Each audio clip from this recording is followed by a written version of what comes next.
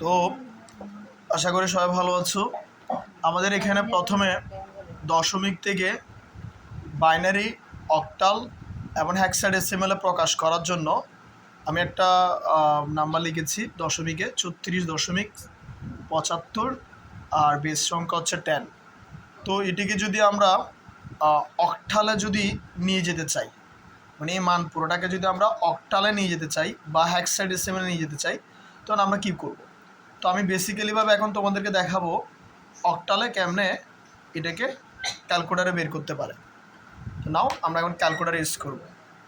তো প্রথমে তোমাদের যে সংখ্যাটা তোমাদেরকে দেওয়া হয়েছে 36.75 বা 36.75, ওই 36.75টা আমি ক্যালকুলেটারে তুলব। তো 36.75, তারপর এরপরে আমাদেরকে একটা গুণ চিহ্ন দিতে হবে। তো গুণ চিহ্ন দিছি। এরপর আমার এখানে বেস সংখ্যা কত, কোথায় নিয়ে যাচ্ছি? বেস ছিল 8-এ, সো আমি এখন নিয়ে যাব কোথায়? 8-এ। তো 8 দেওয়ার পরে এরপরে আমাকে দিতে হবে একটা পাওয়ার চিহ্ন। তো 8 দেওয়ার পরে একটা পাওয়ার চিহ্ন দেওয়ার পরে আমাকে অবশ্যই দশমিকের পর 4 ঘর কাউন্ট করতে হবে, কারণ আমরা সবসময় দশমিকের পর 4 ঘর কাউন্ট করবো। সেজন্য আমাকে একটা কী দিতে হবে? 4 দিতে হবে। 4 দেওয়ার পর এরপরে আমি আবার সমান ইউজ করব।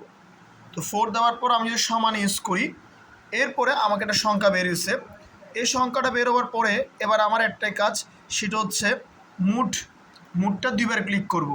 একবার, দুইবার ক্লিক করার পরে এরপরে যেখানে যে বেস আছে যে 3, এই যে আমরা 3-এ ক্লিক করব। 3-এ ক্লিক করার পর তোমরা নিশ্চয়ই এখানে একটা দেখবে, এখানে কোনো একটা লেখা উঠবে বি, ডি বা ও বা এইচ, যেটা লেখা উঠুন না কেন, তোমাকে প্রথমে ওটাকে ডি মোডে নিয়ে যেতে হবে। কেন ডি মোডে নিয়ে যেতে হবে? বিকজ এটা আমরা দশমিকের থেকে অন্য সংখ্যা নিয়ে যাচ্ছি, সেজন্য এটাকে আমরা ডি মোডে নিয়ে যাব। সো যদি আমরা ডি মোডে নিয়ে যাই তাহলে জাস্ট একটা কাজ, সেটা হচ্ছে ডি মোড কোনটা? এটা যে এটা ডি মোড বলতে কি ডেসিমাল, আর এর পরেরটা হচ্ছে কি হ্যাক্সা, এর পরেরটা হচ্ছে কি বাইনারি, আর পরেরটা হচ্ছে অক্টাল। সো আমরা যদি ডি মোডে নিয়ে যাই ডেসিমাল, তাহলে আমি ডি মোড ক্লিক করছি, তোমরা একটু দেখতে পারবে এখানে ডি মোড আসছে। এবার তুমি কি করবা? আনসার দিয়ে সমান দিবা। বেসিক্যালিভাবে আনসার দিয়ে সমান, আনসার সমান আমার একটা সংখ্যা অটোমেটিকভাবে উঠে গেছে।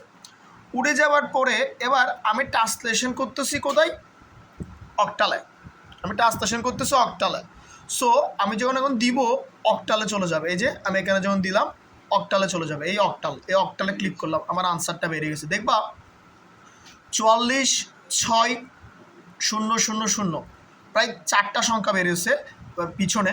তো সেজন্য আমাদেরকে অবশ্যই পিছন থেকে 4 করে, ধরো আমি পুরোপুরি সংখ্যাটা যদি লিখি, ধরো আমি লিখলাম 44.600 পাইছি।